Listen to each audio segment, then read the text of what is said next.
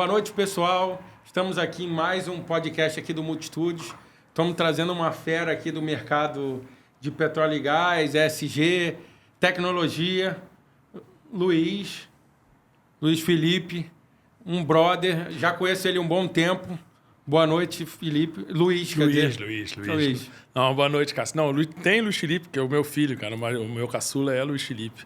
Mas, enfim, boa noite, cara. Um prazer estar aqui. Tava já querendo participar aqui, a gente bater esse papo aqui já há um tempo. Então, prazer estar aqui com você, cara. Então, a gente trouxe ele aqui porque contar um pouquinho da história dele.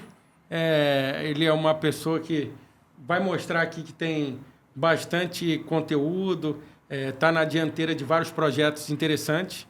Aí eu queria que você contasse um pouquinho como começou a tua parte acadêmica até chegar nos dias de hoje da tua empresa junto com a Microsoft e outras coisas. Só um pedacinho para a gente poder iniciar. Não, assim, rapidamente, eu sempre fui muito ligado em computador, né, cara? Sempre achei, assim, lá no começo, quando eu tinha, 12, 13 anos, na época não era tão comum você ter computador. Então, você tinha o computador na escola. Eu morava, quando eu passei 2 anos na França, quando eu era pequeno, e aí tinha o laboratório de computação, eu ficava lá estudando aquilo e de noite eu ia para casa e ficava escrevendo código, né?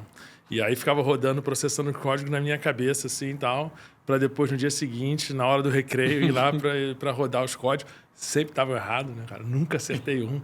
Mas, enfim, para mim aquilo era uma cachaça, né? Então, sempre gostei dessa área. Aí, quando eu fui para a faculdade, acabei fazendo engenharia naval na UFRJ, mas também fiz programação na PUC, né? Aí fiz as duas ali. E aí, quando eu terminei a faculdade, na década de 90, início da década de 90, cara, país numa crise danada. E, né, até tentei assim, algumas coisas aqui no Brasil, mas não estava conseguindo. Aí resolvi fazer o mestrado lá fora. O mestrado estava pagando mais do que a bolsa, né? Mais do que ficar aqui. Mais do que ficar aqui, na bolsa na gringa. Aí fui fazer a minha tese, e aí que começa realmente assim, a ficar interessante. Porque aí a minha tese de mestrado, na época estava começando esse nosso sistema de navegação, não existia Waze, Google Maps, nada disso, né? Não, estava longe essa época. Muito né? longe. E aí tinha a questão assim mas já estava começando a ter GPS e tal, e como é que isso vai impactar em gestão de frota e tal, não sei o quê. E aí eu resolvi fazer um estudo comparando numa frota, ela antes e depois do implementação do sistema de navegação. E aí peguei e comecei a ver assim, que tinha uma diminuição de consumo, né? Então, porque você rodava menos com a frota, então você tinha um consumo menor. Aí, peraí, se tem um consumo menor, tem menos emissões. Aí calculei isso, estou falando lá na década de 90. Mas 99, já tinha... por aí, né? Não, 95, 96, cara. Já tinha tido a Eco 92, né, cara?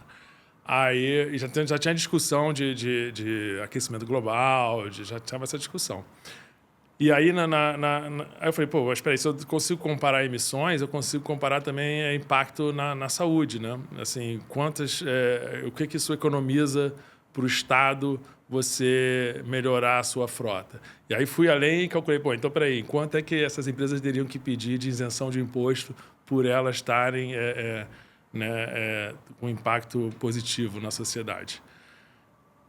Aí a Volvo se interessou por essa tese, né? Falou, putz, interessante isso, porque eles estavam desenvolvendo na época um sistema... Volvo sempre teve na dianteira dessa área de poluição, segurança, é diferenciada nisso, né? Não, os caras são incríveis. Por exemplo, o cinto 3 pontas foi um negócio que eles desenvolveram lá. E aí eles podiam ter patenteado, só a gente vai ficar com isso, mas não, eles pegaram, não tem patente, isso aqui é muito importante para a sociedade, toda a indústria automobilística pode usar aí o cinto 3 pontas. Então, a pegada dos caras sempre foi essa, né? E aí eles vendo essa história de, pô, não, peraí, isso aí que você estuda aí, estamos falando de impacto ambiental, estamos falando de tecnologia, e eles estavam desenvolvendo uma tecnologia chamada Dynafleet. De novo, não existia Google Maps, nada disso. Aí eu fui, que era uma startup que pertencia 100% à Volvo. Na época também não existia esse negócio de incubadora, nada disso, nem startup, né, cara? nessa época nem... não tinha esse termo, né, cara? Então, não, era assim, arriscar mesmo, essa daí era arriscar. Aí eu fui pro founding team lá deles, né, cara? E a gente começou a desenvolver, e eu sei que o troço, assim, cresceu tanto que a gente acabou pegando a Europa inteira, assim, muito rápido, pegou uma atração muito legal, né? E tava bacana.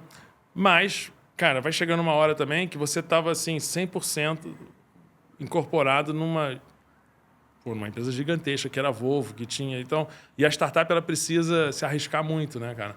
Porque quando cresce, pelo que eu já participei de algumas coisas, o que acontece? Quando é pequena, você toma decisão rápido e ágil, Exato. e você vai se mexendo.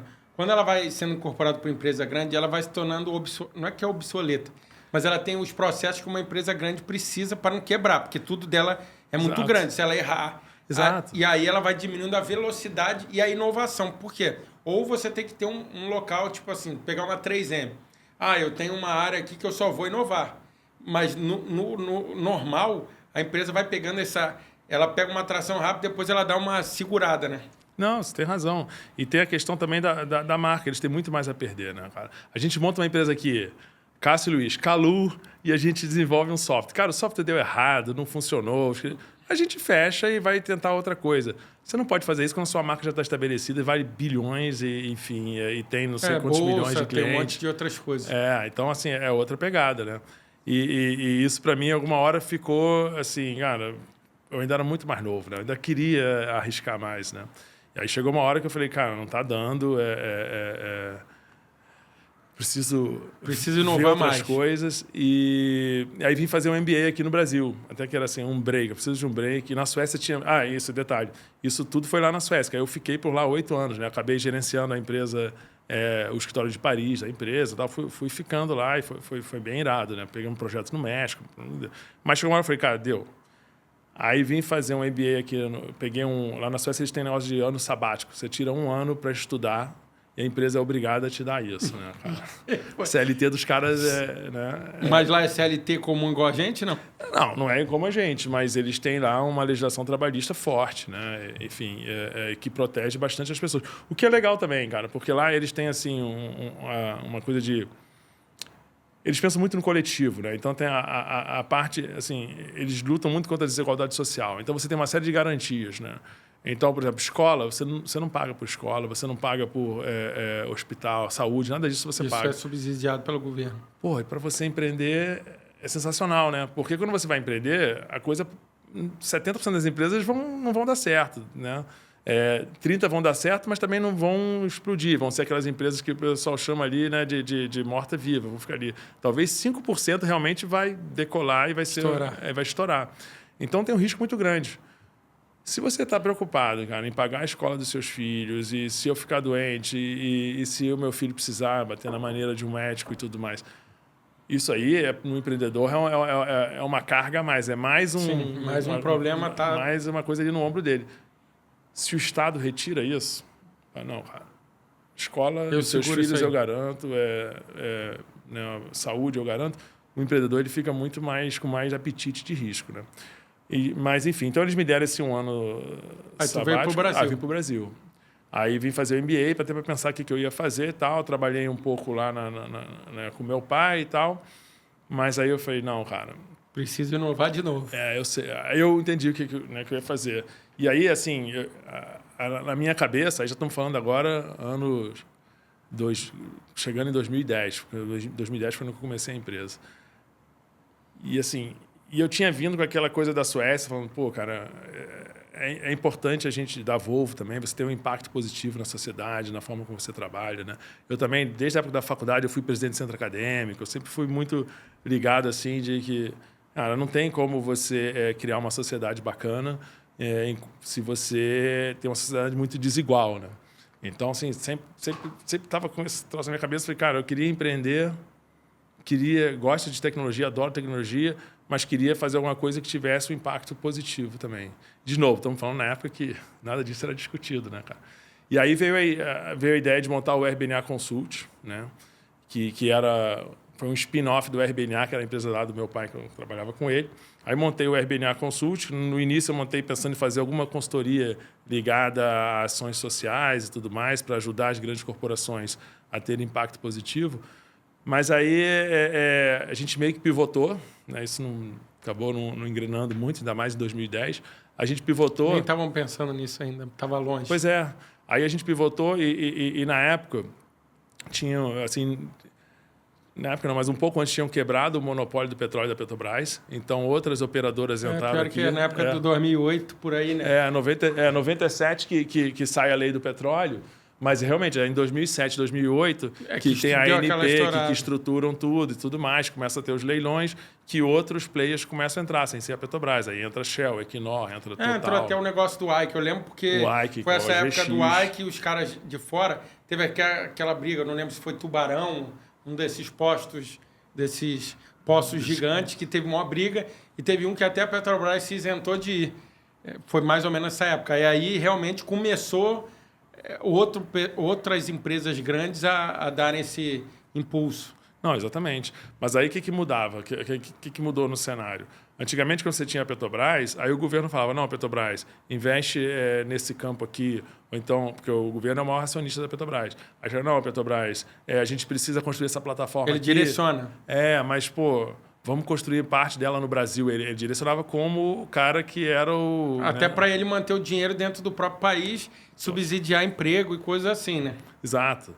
Mas aí, quando você abre para outras empresas, aí você fala, não, então vou criar uma regra do jogo clara aqui de qual seria... Porque, na verdade, assim, o petróleo, né, que está embaixo ali do solo, ele pertence ao Estado, né? Então, as empresas que entram lá para explorar no sentido de óleo e gás. Tirar.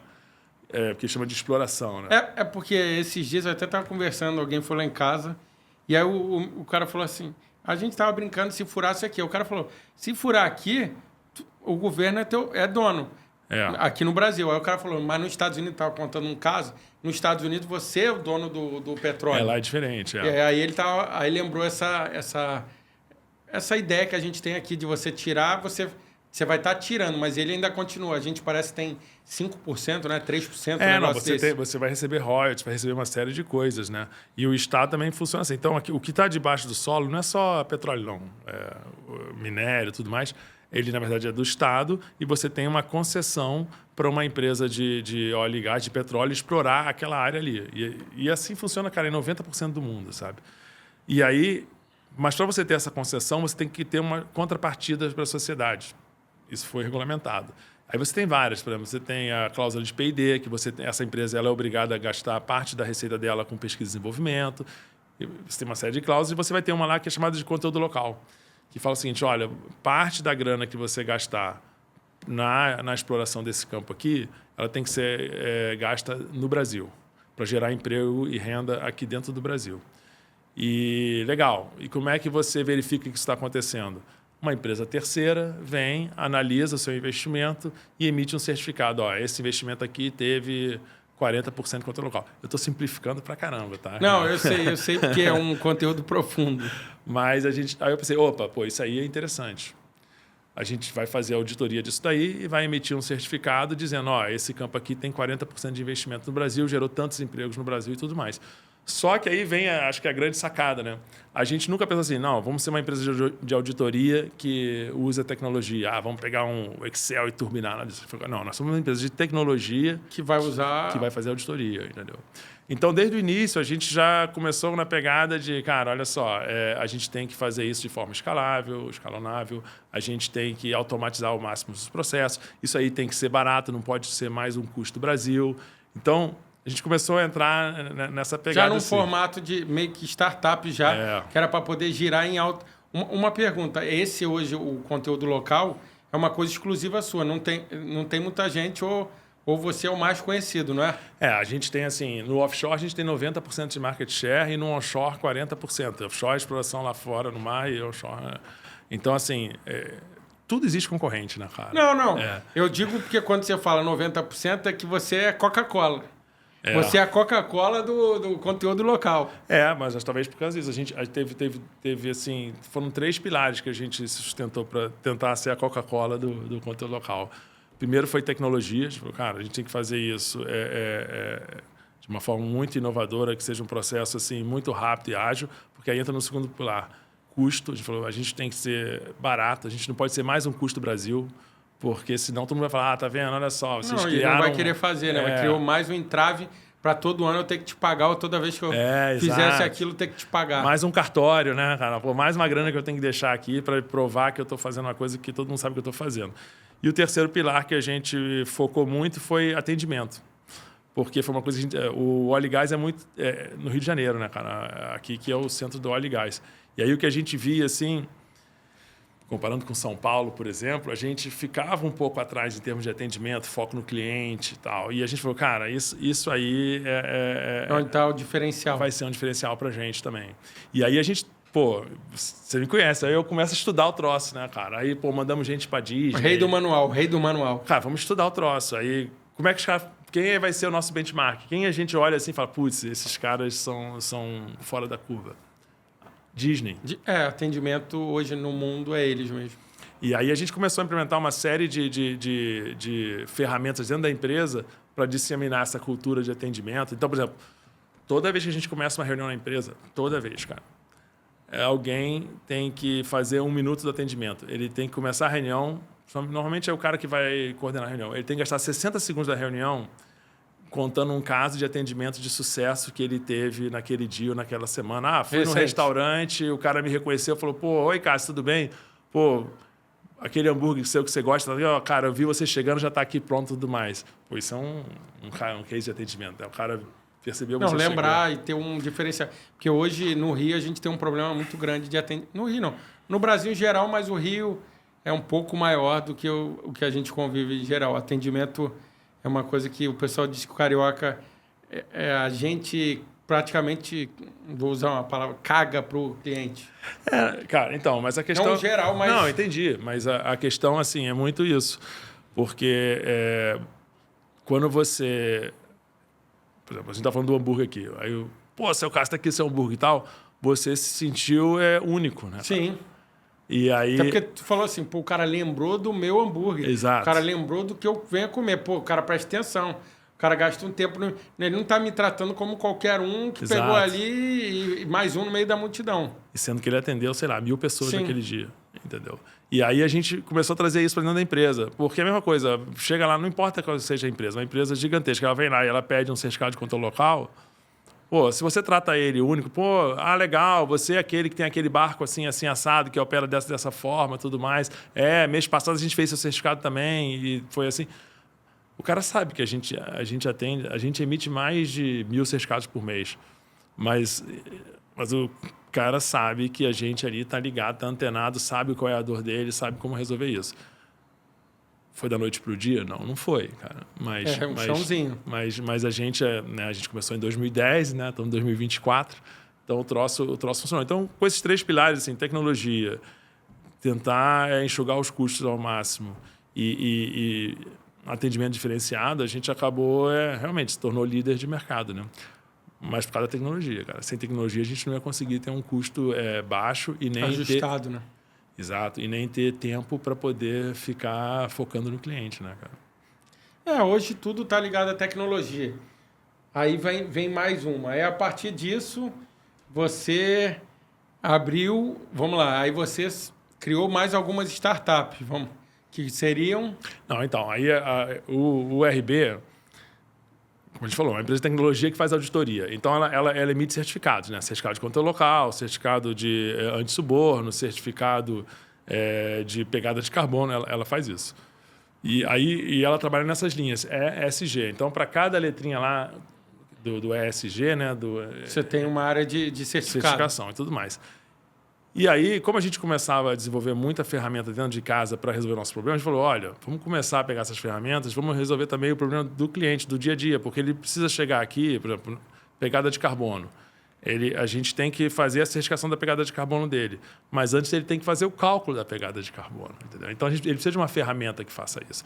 E a gente, nessa cabeça, assim, aí a gente começou. Aí a gente começou primeiro pelo Denoncify. Denoncify começou como um canal de denúncia, né? Isso eu lembro, foi a época que a gente... agora eu lembrei. Porque no ESG, né, ele é o G de governança, né, cara? E a gente desenvolveu o Denoncify, foi o nosso primeiro... Não foi o primeiro externo, a gente já tinha o software de controle local dentro de casa, né? Aí a gente desenvolveu o Denoncify e foi muito irado, porque a gente sempre focando ali no nosso mercado de óleo e gás e tal, não sei o quê, mas de repente, não sei porquê, não sei explicar, o Denoncify caiu no gosto das startups, cara. Não, mas eu lembro, porque esse aí era aquele que você tinha como mandar uma denúncia anônima para a empresa. Ele começou assim, Eu lembro disso. E aí, o que acontece? Hoje em dia, você quer falar alguma coisa da empresa, tu não consegue. E tu não vai falar isso no meio de todo mundo. Então, você, assim, mais uma vez, você estava um pouquinho na frente isso foi do um que as pouco antes. pessoas... Tá, porque isso aí foi 2012, talvez. Então, assim, isso estava na frente do que estava para vir. Que é isso que está hoje das pessoas olharem mais para dentro da empresa, ver os funcionários, ver como a pessoa está sendo bem tratada ou não, se está tendo alguma... Então, eu lembro dessa fase da RBNA Consult, eu lembro. Então, foi irado, você ajudou bastante, né? A gente ficava debatendo muito ali, o marketing digital também estava começando a se estabelecer, e a gente ficava conversando, porque a gente estava saindo também de um produto que a gente vendia ali...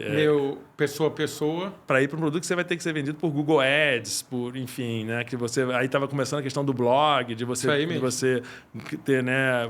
Que nessa época deu um pulo muito grande, todo ligado ao digital. A gente estava no final do meio analógico para a entrada do digital. Só que o digital deu ele não começou 1, 2, 3, ele começou 10, 20, até chegar em 2020 e dar assim, o negócio virar, sei lá, 1000%, que nem a gente fala que dizem que de 2020 no Covid, a parte tecnológica, a gente andou mais de 10 anos. Verdade. E aí é o que você falou, só que você estava um pouquinho na frente dessa área, já pensando muito na frente, porque você começou internamente, mas como você vem falando, pelo que eu estou vendo, você já estava criando as ferramentas e acoplando. O que foi acontecendo? Você foi criando, acontecendo, fazendo. Estava só esperando o gatilho. Quando veio o gatilho, também você já está com tudo pronto. Foi meio que assim, aí todo mundo começando, é igual algumas empresas de 2020. O que aconteceu? O cara não tinha. Você chegava hoje, o cara atendia só pessoa no pessoa. Aí tu fala assim, pô, tá, agora tu não vende. Aí você que tava, não, pô, mas tu compra comigo, eu te mando aqui pela internet. Aí imagina, o cara precisa comprar, não tem ninguém, só tem um no modo de dizer, mas bem avançado. Não, vamos nele. Não, cara, e isso talvez eu aprendi, voltando lá na Volvo, né, cara, acho que talvez eu tenha aprendido isso com eles. Porque eu lembro na Volvo, lá na Suécia, tinha um prédio, cara, que era de P&D, que os caras ficavam discutindo o carro do amanhã, o que eles vão fazer amanhã. Eu tinha pouco acesso a esse prédio. Mas você entrava lá, a gente está em 2024, os caras estavam discutindo o veículo de 2034, cara, entendeu? E é isso. E você tem que estar sempre... Na verdade, acho que tem essa função do CEO, né, do founder e tudo mais. Você tem que estar preocupado daqui a 3, 4 anos como é que vai estar a tua empresa, né, cara? Isso, aliás, ajudou a gente muito na Covid, né? Você acha que isso foi um dos maiores ensinamentos que a Volvo acabou te trazendo? Foi um deles, cara. Foi um deles. Teve ensinamentos bons e ruins, né, cara? Normal. Mas esse foi um dos bons, assim, que realmente... Ruins não por causa da marca Volvo, que eu acho ela, assim, sensacional. Mas, assim, eu não nasci para ser um cara para ficar dentro de uma corporação, entendeu? Então, esse que seria o ruim, vamos dizer assim. Mas em termos de tecnologia, qualidade do produto, foco em segurança, a Volvo foi uma escola, né, você tem uma... Vamos dizer, uma história diferente para contar na Volvo? Alguma coisa assim que não seja tão... Porque todo mundo pensa, a Volvo meio que... Pô, é aquela coisa meio segura, meio normal. É 100% segura. Não, eu digo assim, vamos dizer assim, tradicional, pronto. E tem alguma coisa mais arrojada? Claro que a Volvo faz um monte de coisa arrojada. Foi uma das primeiras nos carros híbridos. Tem várias coisas, mas eu estou falando assim, às vezes a gente sempre tenta tirar do pessoal que vem aqui alguma história engraçada, diferente, que acontece. Na Volvo eu pensei porque é uma empresa que muita gente sonha. Tu fala assim, é uma empresa muito grande, tem muita evolução. Que nem tu falou, pô, tá vendo o carro na frente. Eu lembro que eu passei por alguma... Por exemplo, foi uma das primeiras empresas que teve sensor crepuscular diferente, o chicote ligado ao carro híbrido chegou no Brasil diferente. Eu sei porque eu trabalhei com o pessoal de blindagem e, cara, o carro tinha que ir como se fosse assim. O pessoal da Volvo ia para a blindadora para ver a montagem do chicote, que senão não faz. Então, assim, eu sei que a Volvo é uma coisa muito segura e tal, mas eu falo de, às vezes, situações que a gente não pensa com aquela marca. Assim, de novo, né? Porque, e que na verdade, possa contar. Não, claro. Porque eu ficava no Dynafleet, que era 100% Volvo. Já era arrojado, né? A gente ficava num prédio separado, né? Então, assim, a gente tinha algumas coisas que você não ia ver na Volvo. Então, dava 6 horas da tarde, A gente pegava, de novo, não tinha internet como é hoje, tudo mais. A gente conectava todos os computadores e ficava jogando videogame até as 10 da noite, entendeu, cara? Isso em 90 e pouco. Entendeu? Já era... É porque isso era muito evoluído para a época. Não, não existia. Aí a gente tinha ali baixo, guitarra. Aí um dia o cara levou uma bateria.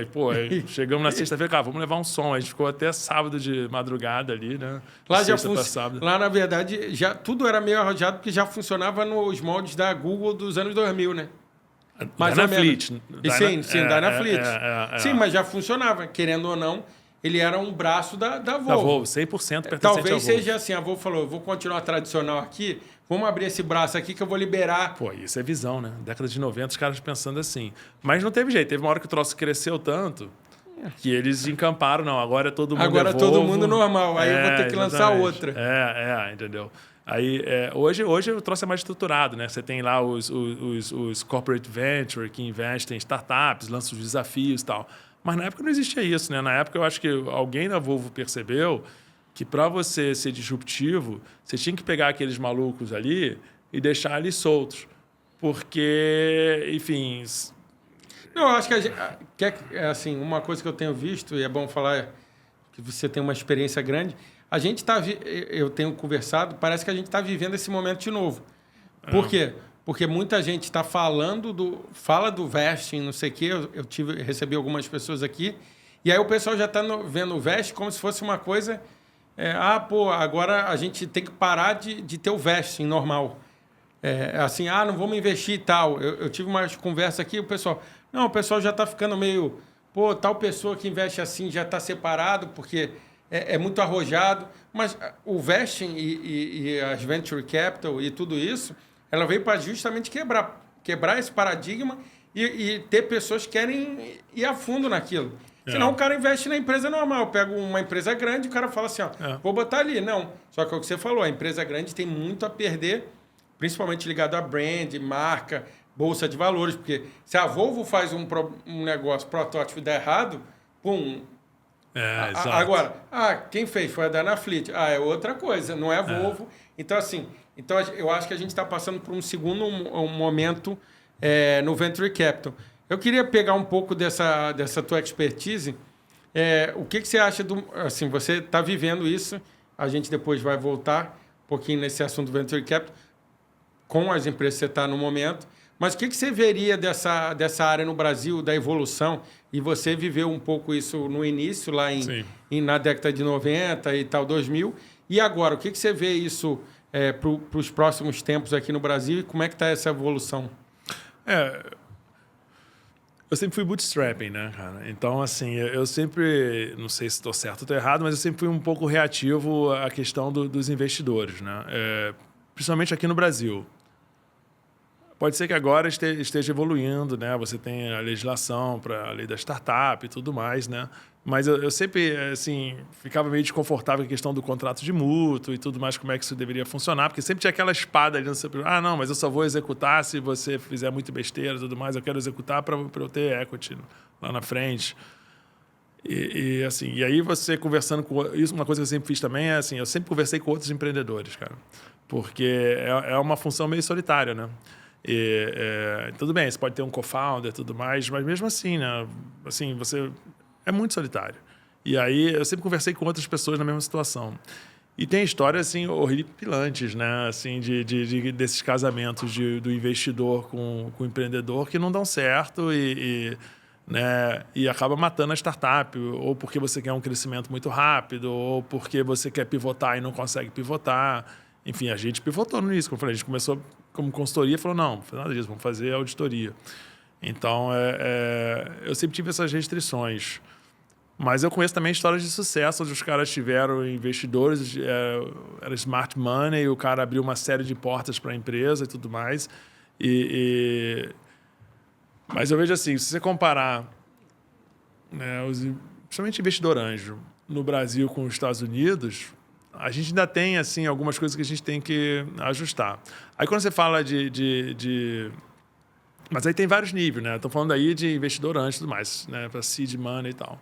Se você começar a série A e B, aí a coisa começa a ficar mais profissional também. Mas É uma outra jornada, cara. É uma outra jornada, porque você é igual o CEO de uma empresa listada na bolsa. Você tem que ficar fritando o peixe de olho no gato. Então você está ali cuidando da empresa e tudo mais, mas você tem que estar preocupado na sua relação com investidores, como é que se o que você fala, qual é o impacto que vai ter nas suas ações. E quando você tem um investidor por trás, é a mesma coisa, porque ele não quer ficar com você, raramente ele quer ficar com você até o final. Ele quer fazer um caminhão de dinheiro e sair. Ele, na próxima rodada, normalmente ele quer sair melhor do que ele entrou. E a pressão dele é muito em cima do valuation. E, às vezes, a empresa, ela dependendo do caminho dela, ela pode demorar 5, 10 anos para ela deslanchar. Porque, dependendo do mercado que você está... Enfim. Então, assim, eu vejo o mercado de venture capital com espaço para amadurecer ainda. Mas se você é jovem, não tem né, um CAPEX para começar o seu negócio. E também OPEX, porque as pessoas pensam muito assim também, né? Eu preciso de 100 mil para montar meu negócio. Mas eles esquecem que depois o negócio vai custar 10 mil por mês. E durante mais um 100 ano... para operar. Mais 100 para operar. Então, ele precisa de 200 mil, na verdade. Então, se você não tem esse 200 mil, cara, e você nem tem os 3F lá, que é o Family, Food and Friends, né? Aí eu acho que realmente né, você ter um anjo por trás é legal, mas eu, no lugar dessa pessoa, do mesmo jeito que o investidor ele vai passar um pente fino em você, entender, ele quer ver o seu deck, quer ver o seu background, quer ver a sua experiência e tudo mais, a recíproca tem que ser verdadeira também. Você tem que... Vem cá, em quantas startups você já investiu? Deixa eu conversar com as startups que foram investidas em você. Como é que é o seu relacionamento com as startups? Fazer o inverso, né? Trocar. O inverso tem que acontecer, cara, porque é um relacionamento aí de alguns anos, entendeu? Né? Então, assim, minha visão não é muito romanceada, não, sabe? Não, eu acho que é uma visão que tem do mercado. Eu estou perguntando, porque aí vai vir essa outra parte agora.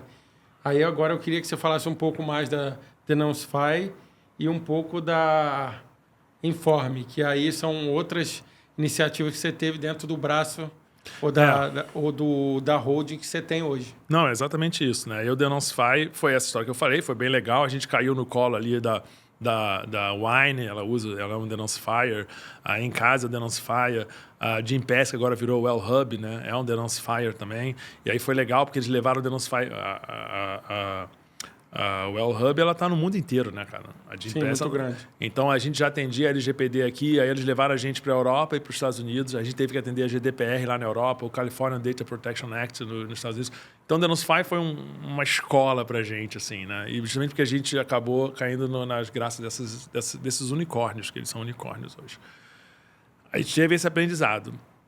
Aí eu aprendi a fazer SaaS, né? Um software as a service, vender por assinatura e tudo mais. É um produto que tem estourado muita empresa agora. Vi muita. Eu até estou para trazer 2 CEOs de empresa que estouraram em SaaS. Não, então. Aí o Denoncify estourou, decolou. Pum. E aí, né? Aí eu aprendi a fazer SaaS. Aí nesse meio do caminho, a gente desenvolveu o Enkel, que era o software de conteúdo local que a gente começou a usar para os nossos clientes e tal. E foi bem legal. A gente não se falava ainda em inteligência artificial, mas a gente começou a usar a inteligência artificial porque não tinha inteligência artificial generativa, né? Mas você já tinha IA, já existe aí há muito tempo, né? Sim. E a gente usava para outras coisas. Então, por exemplo, a questão do conteúdo local, né, de você ver assim, quanto que é investido no Brasil, é muito follow the money. Você vai lá, a Petrobras contratou o estaleiro contratou a empresa de solda contratou o soldador, a gente vai seguindo aquele troço. Então, você vai seguindo as notas fiscais, né? Só que nota fiscal de serviço, cara, DANF, a nota fiscal de produto, é fácil, né? A gente fez uma API lá e a gente consegue baixar essas notas. A nota fiscal de serviço, você tem, quem emite é o município. Você tem mais de 5 mil municípios no Brasil. Então, você tinha 5 mil modelos na época de notas fiscais e algumas escritas à mão, cara. A gente falou, cara, não tem como... Lembra que eu falei que a gente queria fazer um troço barato e tal. A gente falou, não tem como a gente ficar botando um ser humano, um stag... Aí você, mais uma vez, mergulhou para estudar. Vamos estudar isso. Aí a gente falou, vamos usar inteligência artificial, machine learning para entender as notas e tudo mais. E aí a gente acabou desenvolvendo isso, que era esse software Enkel que existe, que a gente usa muito para as empresas de óleo e gás. A Microsoft percebeu isso, cara. E aí chamaram a gente para conversar. Falaram, olha, eu vi o que vocês fizeram aí com Enkel. vocês estão seguindo a cadeia de valor para entender quanto é que é investimento nacional e brasileiro, vocês poderiam fazer isso com pegada de carbono também? E foi numa reunião, cara, lá no escritório da Microsoft, aqui no Brasil. Tava lá o vice-presidente da Microsoft e tal. Aí eu falei, caraca, bicho, o que eu vou dizer pro cara? Eu falei, posso? Aí dali eu peguei o Uber e fui estudar o assunto, né, cara? O que esse cara tá falando aí e tal, não sei o quê. Aí fomos estudar e tal, e a gente viu que realmente eles viram uma coisa que a gente não viu. Que a solução que a gente tinha encontrado para o controle local, ela podia ser replicada para a pegada de carbono. Então a gente pensou, opa, cara, a gente tem um negócio bem legal aí. A gente pode democratizar o acesso ao cálculo de pegada de carbono, porque hoje hoje não, ontem era uma coisa muito cara. Então, você quer calcular a pegada de carbono desse shopping aqui, onde a gente está gravando, né, o podcast, cara, você ia contratar uma dessas Big Four, consultoria, te cobrar uma fortuna e tudo mais. E a gente falou, não, cara, vamos desenvolver um software onde a pessoa pode entrar com os dados ela mesma e esse software vai usar a IA e ele vai chegar do outro lado e falar, olha, a sua pegada é tanto. E é lógico que no início a gente vai ter que treinar a IA, então a gente vai ter que fazer o cálculo à mão também e tudo mais, né? Você tem várias formas de ensinamento de IA. A gente usou o supervisionado. E aí a gente desenvolveu a solução. Falou, Microsoft, é isso aqui, cara, que a gente pretende fazer. Vamos usar blockchain para não ter dupla contagem, vamos usar IA para fazer o cálculo e tal. Os caras falaram, cara, é isso. Aí a gente virou startup de impacto da Microsoft, cara. Que aí, aí abriu um mundo pra gente, né? E ao mesmo tempo os caras compraram participação na OpenAI, né? Que faz o ChatGPT. Aí, os nossos desenvolvedores passaram a ter acesso aos desenvolvedores da OpenAI. Cara, isso deu um salto pra gente gigantesco. E aí, quando a gente viu, a gente já estava atendendo aí Petrobras, BNDES, Ocean Pact, uma série de empresas que estão listadas na Bolsa. Hoje elas usam a nossa ferramenta para cálculo de pegada de carbono, né? O troço essa é a Inca. Que é a Informe, né? Essa da pegada é o Informe. O Informe calcula a pegada de carbono, o Enkel calcula conteúdo local e o Denoncify é a de governança, né? Hoje seriam as 3 bases. São os 3 sites que a gente opera, né? Opera abaixo da holding da RBNA Consult. É que no início eu tinha dificuldade de explicar isso, né? Às vezes a gente tem cliente fora do Brasil, não estou entendendo nada. Eu falei, cara, pensa no Google. Quem é o dono do Google é a Alphabet. Igual a RBNA Consult, ninguém conhece bem essa marca. Mas ele tem o Google, ele tem o YouTube, ele tem outros... Não, são submarcas. Exatamente. Então a gente tem ali, a gente tem o Informe, a gente tem o Enkel, a gente tem o Denoncify. O Denoncify já foi assim, o mais famoso, assim, né? Ele é muito famoso, como eu te falei, entre as startups e tudo mais, né? Mas o Informe ele está pegando muita atração com as grandes empresas, né? Assim... Hoje você diria que essa parte da RBNA ela está mais focada nesses SaaS do que do início das consultorias e das outras coisas que eram as certificações. Hoje você tá desenvolvendo mais coisas ou você está trabalhando no comercial para essas 3 andarem? Tudo bem que essa primeira ela já está num nível de maturação muito grande, então eu acho que a Enkel e a Informe que são a da vez, vamos dizer. Assim, a gente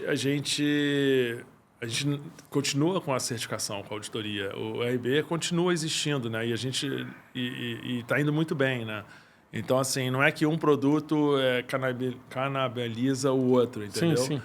Então, assim, o RB, só que são equipes distintas, né? Que são eu pegadas perguntei distintas. assim porque eu vejo que você toda vez que pelo que a gente está conversando, toda vez que o negócio dá uma estabilizada e ele entra em velocidade de cruzeiro, você dá um salto para um aprendizado ou para uma inovação. Ou a gente mata muito negócio lá também. A gente começa um negócio, aí tal, a gente vê que não pegou tração, ou é muito mais complexo do que a gente imaginava, ou tem risco. A gente mata, a gente não tem apego. E faz a reunião ao lado, a gente tem, né, como se fosse um board, né? A gente usa partnership, né? Então, esse ano mesmo, um estagiário, que agora não é mais estagiário, mas ele começou como estagiário, está ali há 10 anos na empresa, ele virou sócio, entendeu? Então a gente faz uma reunião de sócio, vamos dizer assim, né? E a gente chega lá, bota os produtos na mesa e fala, cara, não deu, isso aqui não deu. por vários motivos. Como a gente pode ser um risco tecnológico muito grande, pode ser um risco de reputação muito grande, se der ruim, pode ser porque não pegou tração, ou a gente está se metendo numa coisa que a gente não consegue vender, a gente mata, cara. Mata mesmo, entendeu? Agora, realmente, se a gente vê que o produto está parando, mas que você tem uma oportunidade de fazer uma modificação e ele dá um salto, aí a gente faz também, entendeu? Mas tudo isso tem um dashboard lá e a gente coloca e discute, sabe? No início era muito no meu feeling, né? Mas a gente profissionalizou o negócio, né, cara? Porque hoje tem um monte de... Hoje tem mais ou menos quantas pessoas nesses... A empresa, nós temos 50 pessoas, né? Assim, mas você tem algumas coisas que a gente terceiriza. A gente tem fábrica de software que trabalha conosco, mas o core é sempre desenvolvido, são desenvolvedores dentro de casa. E aí a gente... Hoje tem 6 sócios, né? Assim, eu comecei sozinho, né? Solo founder, mas esses outros 5, eles estão lá na empresa há muito tempo, foram subindo e aí ganharam equity lá na frente. Eu acredito muito nisso também, sabe, cara? Acho que os caras construíram isso comigo, né, cara? Entendeu? Então, assim, funciona assim. Outra coisa que eu vi também, que a gente vê, você fala muito do ESG. E hoje vocês são referência no ESG, né? Cara, como é que você vê essa mudança aí nos últimos tempos do ESG? E o outro mercado que eu queria perguntar um pouco seria, que tem falado muito, já teve umas pessoas aqui vindo, é o tal do crédito de carbono. Já escutei ida e vinda, que vai, que não vai. Vai. A gente está apostando forte nisso. O Informe vai ser uma das operadoras de crédito de carbono, entendeu? Porque o que o Informe faz? Ele tem 3 módulos, vamos dizer assim, né? Então, ele tem um módulo que você calcula a pegada de carbono desse shopping aqui, que a gente desenvolveu com um apoio da Microsoft, né? Eles disponibilizaram mais de R$1 milhão de tecnologia para a gente, entendeu? Para a gente poder, sem equity, para a gente poder desenvolver essa ferramenta. Então, ele tem o módulo que calcula a pegada de carbono, ele tem o módulo que a gente desenvolveu também, que calcula a capacidade das áreas verdes de capturar carbono, aí num projeto que a gente tem uma parceria com a Embrapa. E aí você consegue... A gente fez isso agora, por exemplo, para um evento lá da Petrobras, a gente calculou a pegada de carbono e a gente também calculou a capacidade de captura de uma área no Ceará, uma área de reflorestamento, lá na Caatinga. E aí a gente conectou as duas partes e aí a gente fez com que o evento deles fosse net zero, entendeu? Mas isso é que o pessoal chama, né, de uma compra direta, né, entre esse evento e essa área verde aqui. Mas agora com a nova legislação, você vai poder botar isso no mercado e vai poder negociar na Bolsa de Valores. É para isso que a gente está caminhando. Então, assim, esse mercado ele vai acontecer. Só que a lei saiu agora, foi assinada há 2, 3 semanas. Entre a lei sair e a coisa começar a funcionar, você tem o que o pessoal chama de vacatio legis, né, que é o tempo porque precisa criar agência, implementar regulamentação, como é que vai fiscalizar isso, tudo mais. Mas se é uma coisa que você pode apostar no mercado de crédito de carbono, isso aí vai acontecer, cara. O pessoal explicou muito que a gente, teoricamente, tem muito crédito sobrando e na Europa tem muito crédito faltando. E a gente também tem um gap de valores. Na Europa se paga muito mais porque para arrumar o crédito é mais caro e no Brasil o crédito é mais barato devido à abundância, vamos dizer. Não, mas o crédito de carbono, o valor dele varia também de acordo com a área que você está. Então, se é uma área que está sob pressão de desmatamento e tudo mais, e aí você está fazendo muito esforço para manter aquela área verde, aí aquele crédito vale mais. Se é uma área que ela está ali, que é uma área protegida e que, né, você só tem que manter essa área, aí o crédito dela vale um pouco menos. Mas eu acho assim, o mercado para o Brasil de crédito de carbono ele é gigantesco, mas ele não se restringe a isso, essa compra e venda de crédito, não. Por exemplo, você falou de hidrogênio verde lá no início. A Europa vai ter que importar hidrogênio verde aqui do Brasil. Enfim, então, mesmo que a gente não consuma, que a gente use o biodiesel de segunda geração e tudo mais, a gente pode exportar esse hidrogênio para a Europa. Então, eu vi um programa falando que a gente, em breve, vai ser um dos maiores produções ligado a álcool, a vários produtos ligados ao hidrogênio e a outras áreas, principalmente ligado a carro, combustão. Exato. E outras coisas. que as empresas aqui não estão enxergando. Não, pois é, as pessoas ficam... E isso sem acabar com o petróleo, que o petróleo também vai estar lá, vai estar continuando. As pessoas não percebem que o que a gente fala, na verdade, é uma matriz de energia que vai ter que ser mais limpa. A nossa já é a mais limpa do planeta. E agora, a da Europa vai ter que ser limpa também, a dos Estados Unidos vai ter que ser limpa também. E aí, como é que eles vão conseguir limpar essa matriz deles? Não tem jeito, eles vão ter que consumir aqui da gente, né? E uma coisa interessante que as pessoas não percebem por exemplo, é o carvão. O carvão ele foi meio que substituído pelo petróleo, né? Essa que é a crença normal. Mas se você olhar o carvão, só o carvão isoladamente, o consumo dele em 1960 era esse.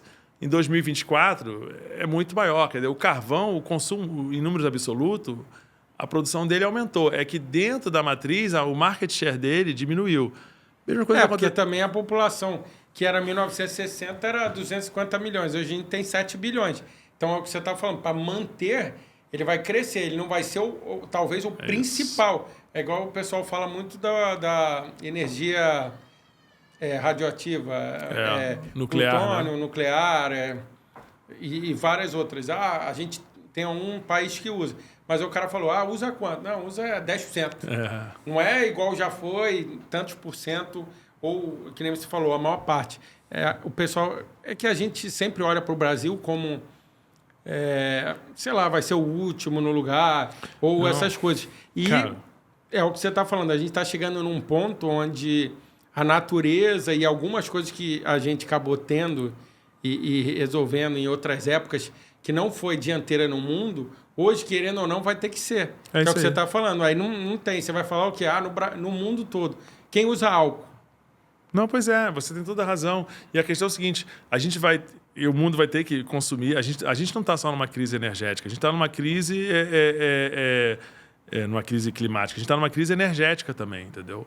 Então, o mundo precisa consumir energia mais limpa. O Brasil vai oferecer essa energia, então é uma oportunidade, assim, uma puta oportunidade para o Brasil. E vai continuar também usando o petróleo. A gente está com a margem equatorial ali, que é um outro pré-sal, entendeu? É porque a gente tem as maiores hidrelétricas. É isso aí. A gente tem a maior parte de biodiversidade do mundo, a maior parte verde. A gente tem o álcool, a gente tem muito petróleo. A gente tem um conjunto de coisas naturais e estrutura. Aí vai chegar uma hora que... Demorou um pouco, mas vai chegar uma hora que não tem muito para onde ir, né? O que você está falando. Porque o pessoal não vai ter como construir, não vai ter como pegar certas coisas, é o que você está falando. E vai ter que vir aqui comprar. Só que como é que o cara... Ele vai comprar, mas onde é que ele quantifica isso? Como é que ele certifica que aquilo ali é o que ele está comprando e tudo mais? Como é que ele enxerga tudo isso? Aí que entra o informe, entendeu? Por isso que o nome também é informe.ai, né? Porque ele usa inteligência artificial. Mas é aí que a gente entra, porque você precisa, de alguma forma, dar transparência a todas essas operações. Então, entendeu? Hoje, essas hoje, a Informe e a Denuntify, ela hoje você já está atendendo o mundo. Denuntify está atendendo o mundo. O Informe hoje... Está no caminho para isso. Está no caminho, mas hoje, assim, eu diria que 100% dos clientes deles são empresas brasileiras, né? Mas ela vai depender um pouco dessa evolução que a gente está da pegada de carbono, correto? Sim. Mas de novo, eu posso estar errado, né? Mas eu não acredito que esse seja uma estrada que é uma rua sem saída, não. Eu acho que a questão das mudanças climáticas, da crise energética, da crise climática que a gente vive, isso está muito claro. Isso aí, esse trem já saiu da estação. A gente fica discutindo aqui questão ideológica, não, o mundo tem ou não tem aquecimento global.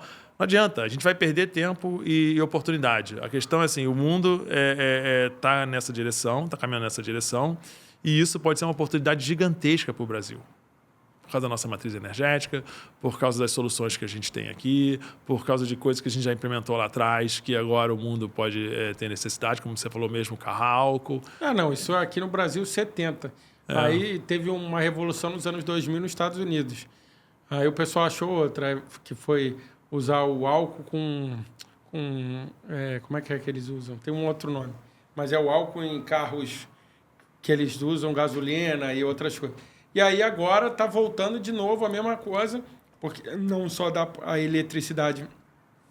Os Estados Unidos já fecha devendo direto, os países lá não têm, e a gente tem luz, vento, água, tem tudo. Então, tem é o que você etanol, tá falando, etanol né? de segunda geração, quer dizer, que você, na verdade, assim, porque tem uma discussão muito forte também, que eles chamam de comida versus combustível, né? Se você começa a usar o milho, a cana, para fazer combustível, você está competindo com alimento, né? Sim. Então vou deixar de plantar alimento para plantar combustível. É a mesma cana de açúcar, mas não vou usar ela mais como alimento, vou usar como combustível. E aí, num mundo que também vive uma crise de desigualdade social gigantesca, é uma discussão válida. Só que o que a gente está falando aqui no Brasil é o tal do etanol de segunda geração. Quer dizer, na verdade, você vai usar o bagaço da cana-de-açúcar, entendeu? Então, você não vai desviar a cana do alimento para fazer combustível, entendeu? Você vai usar o resto, entendeu? Até isso a gente já resolveu aqui. Então, eu acho que está na hora do Brasil se posicionar. Quero estar também, quem não pauta é pautado, né? Então, se o Brasil não tomar a dianteira dessas discussões, mostrar que a gente tem área verde, que a gente tem combustível limpo, que a gente tem tecnologia, que a gente pode liderar essas discussões, se a gente ficar aqui nessa briga de, né, nós contra eles, eu sei o que, isso aí, papá, quando a gente vê, a oportunidade vai ter passado mais uma vez, né, cara? Mais uma vez. Né? Para finalizar, aqui estamos já chegando no finalzinho, eu vi aqui também que você foi presidente da Sociedade Brasileira de Engenharia Naval, a Sobena. Então, assim, fala um pouco, para finalizar um pouquinho de como foi presidir isso e também, depois, se você puder deixar uma mensagem no final para todo mundo da área tecnológica, o pessoal de SaaS e a galera que está querendo inovar no mercado brasileiro. Não, a Sobena foi legal, né? Foi assim, eu nunca paguei para estudar. Nunca paguei para estudar. Então, assim, na verdade, se eu nunca paguei para estudar, alguém pagou. Porque o salário do professor tinha que ser pago, a luz tinha que ser paga e tudo mais. Então, a sociedade pagou. Então, eu sempre me senti numa dívida, né? Falei, cara, tem que retornar isso de alguma forma. E aí, a Sobena foi uma das ferramentas que eu encontrei de retornar essa dívida que eu tinha com a sociedade, né? Então, é uma sociedade científica sem fins lucrativos, é a maior da América Latina, faz os maiores congressos de engenharia naval aqui no Brasil, lidera várias discussões. Tem coisas assim que a gente está aplicando hoje no mercado que foi discutido na Sobena na década de 70. Você botar uma plataforma com torpedo, perfuração em alto mar, que a Petrobras é líder mundial, isso aí são papers, né, de engenheiros lá de trás e tal. Então, para mim, assim, foi um prazer, porque pude também ficar perto de tecnologia, dar minha contribuição, e o que eu tentei fazer ali foi dar espaço para a garotada. Eu falei, cara, tem que modernizar, trazer o pessoal mais jovem para... Bem aqui, apresentar trabalho também e tudo mais, e foi bem legal. Então, para mim, foi uma jornada incrível. E é legal também, porque na Sobena, né, todo mundo ali é voluntário. Os diretores são voluntários, os conselheiros são voluntários. Então, assim, não tem aquela relação, né, de funcionário, gerente, nada disso. Tá todo mundo ali porque quer. É mais uma trocação de experiência e cada um botando o que quer para, vamos dizer assim... É um brainstorming, né? É horizontal, né, cara? E é muito irado, né? E aí, se eu fosse deixar uma mensagem final aí para a galera que vai começar a inovar, seja brasileiro, não desista nunca. Seja humilde também. Não acha que você vale mais do que... Né? Não acredita muito no que a sua mãe fala, não. Mas né, você é único, eu sei. Mas, por outro lado, cara, não desiste. Porque, é difícil... mas é compensador assim, no final. Mesmo que você não vire o novo Mark Zuckerberg, você olhar para trás e falar, putz, olha só, eu que construí isso, cara, isso não tem preço. Quando as pessoas olham certas coisas que ninguém teve coragem de fazer e você que fez, realmente é um resultado diferenciado. Concordo. Então, eu agradeço mais uma vez, Luiz. Esse foi a parte 1, a gente vai acabar fazendo um mais... aprofundado de alguns outros assuntos, de IA e outras coisas que ele está trabalhando agora, mas agradeço aí e agradeço a todo mundo que está acompanhando a gente. Eu que agradeço, cara. Parabéns aí. Muito sucesso. Valeu, até mais. Acompanha a gente no YouTube e no Spotify. Até logo.